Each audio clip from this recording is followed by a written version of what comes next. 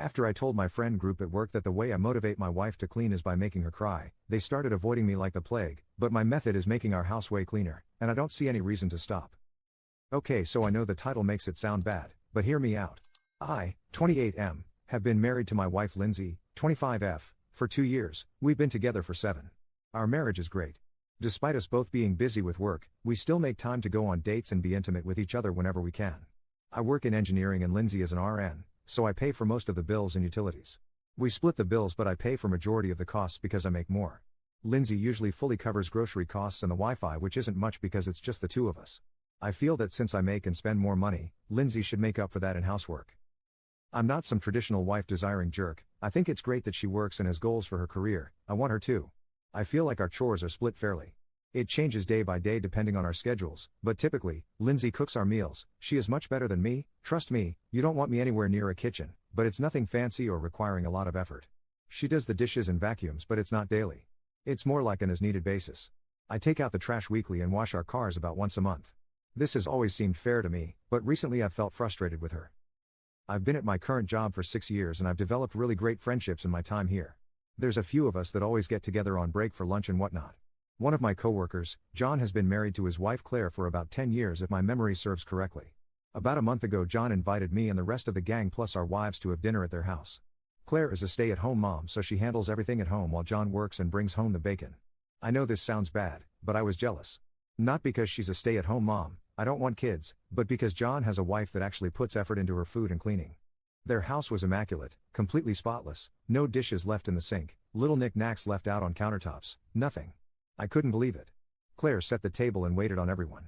She was thoughtful and made sure everyone's glasses were always full and would ask if she could get us more food, etc. She made filet mignon with mashed potatoes and roasted vegetables on the side. It was amazing, and I can't remember the last time Lindsay put any effort into our meals. It's always something lazy like pasta, a lot of chicken-centered meals, tacos, quesadillas, everything requiring little to no effort. On the drive home, Lindsay made a comment about how Claire is an amazing cook and said she would like to have dinner with them again because they're great people. I agreed with her and said something along the lines of, you could also be more adventurous with your meal choices so we can eat good at home too. She took offense to this and said she didn't realize her food was so bad. I said it wasn't, but it's nothing compared to Claire's because she puts no effort into it. She stopped talking to me and was pouting like a child. She went to bed without speaking to me that night. I ended up apologizing the next day when she got home and she forgave me. Fast forward a week later and I became more and more frustrated. She was working 12-hour shifts more than usual, and as a result, her housework suffered. She would leave at 7 a.m. and come home at 7 p.m., and on some nights she went straight to bed without making dinner. I ended up getting takeout on those nights. Dishes were piling up in the sink, the carpets were becoming noticeably dirty, and she just sat in bed scrolling on her phone or sleeping. I tried to be understanding at first, but at this point she's used to working 12-hour shifts, so there really is no excuse. I ended up having a talk with her and was brutally honest. I told her that I'm not satisfied with her level of housework anymore and I want her to do more. I want her to come home and make dinner, and I want her to put more effort into it. I gave her some examples of meals I would like to eat and suggestions for ways that she can clean before going to bed, such as drinking coffee or energy drinks on the way home. I thought she was receptive to my ideas at first, but then I realized she looked pissed.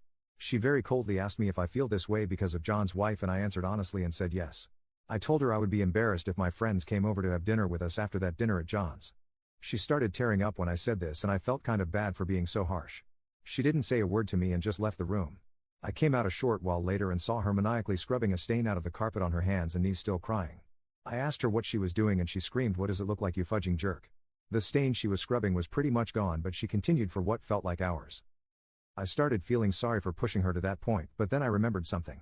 Something that could work out great for me or go horribly wrong. When she was in high school, she was Baker acted, I will not disclose details out of respect, and was in a psych ward. She told me she used to neglect herself when she felt really depressed, but after being in the ward, she obsessively cleans when she feels depressed or overwhelmed because of the habits they drilled into her. I almost felt like a DC villain because of the huge smirk that crept on my face. So, the next night she got home at 7 p.m. I told her I had something to confess to her and she looked petrified. I told her I was sorry, but I watched porn while she was at work because I was lonely. She ended up throwing up from crying so much, but just as I thought, she started cleaning. She washed all the dishes by hand instead of using the dishwasher. She dusted everything, every fan, every TV screen, every shelf.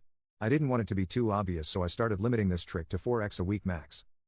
Skip to present day, I made a joke at lunch with my coworkers about how I trained my wife to love cleaning. Everyone was laughing and asked for the secret, so I said all I have to do is make her cry and she can't wait to clean. Daniel asked me what I mean, and I told him about how her response to being upset is to clean, so I've been upsetting her on purpose. Everyone was silent while I was still laughing. Adam asked why in a very unamused tone. I spilled the beans about how Claire made me realize how unmotivated my wife is and I wish Lindsay was more like her. The rest of lunch was pretty awkward and I felt like I made everyone uncomfortable. I ended up texting John to ask if I did something wrong because he didn't come by my station before leaving like he usually does. He told me he felt really weird about the way I was treating my wife and idealizing his. He told me I was being a jerk and emotionally abusing her when I should just communicate. I argued against this because I did communicate. I told her exactly what I wanted from her and all she did was make excuses about being tired from work and needing sleep. She even suggested that I should clean more if the state of the house bothers me so much and that I should learn how to cook before criticizing her. We wouldn't be able to afford the house we live in if it weren't for me. The lifestyle we live is because of me, so why can't she just show appreciation by cleaning and cooking better meals? It's been 3 days now and I am now sitting alone at lunch. When I sit with my usual group everyone stops talking.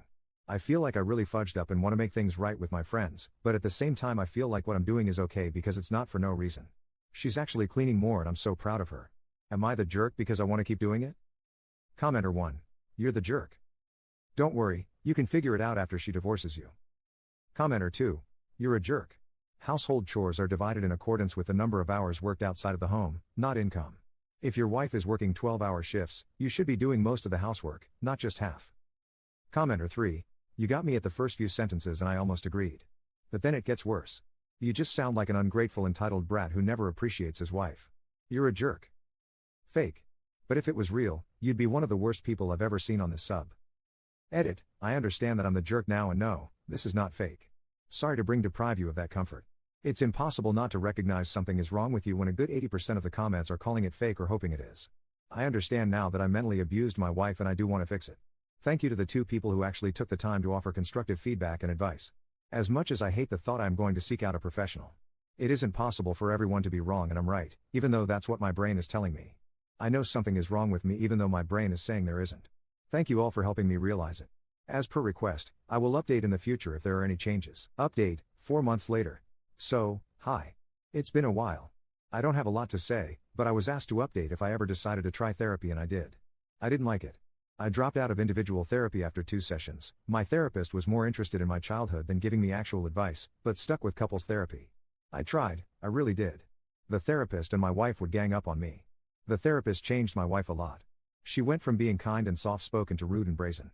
She would snap on me for absolutely nothing and constantly bring up things I've done in the past to use against me in an argument to try and make me submit. Remember how my wife is an RN? Yeah, well she was frigging cheating on me with some ugly guy working the same shifts as her. She confessed to that in therapy and said if I could forgive her she could forgive all the things I've done. Nothing I have ever done has been close to this. I have never cheated. Vows mean nothing apparently. She also shared a lot of things she never told me, like her last grandparent passing away. In her words, he wouldn't care. Yes, I would have if she told me. She had no reason not to.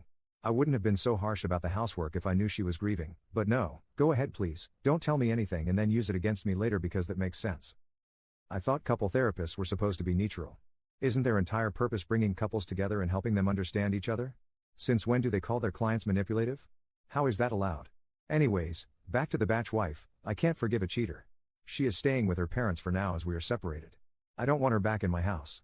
It makes sense now why she didn't want to smash anymore. We stopped going on dates. Our intimacy suffered. All because she cheated. Therapy was a waste of time and money, but I guess it was worth it in the end because I learned what kind of person she really is. She disgusts me. I did not want therapy but I tried my best for her and to change. That is clearly not what she wanted because she cheated.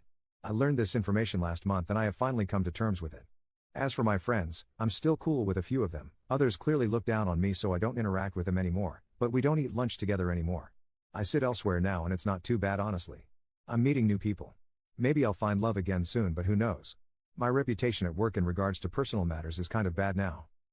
Well, that's really it. Thank you for reading. Commenter. First time I don't have any empathy with a person who was cheated on. That's new. Commenter 2. I concur. Furthermore, she even gave him one last chance there, when she told him about the affair. She said if he could forgive that, she could find a way to forgive him. Then he may as well have spat in her face, when he refused that reasonable offer. Even the offering was more than he deserved. As they say, good riddance to bad rubbish.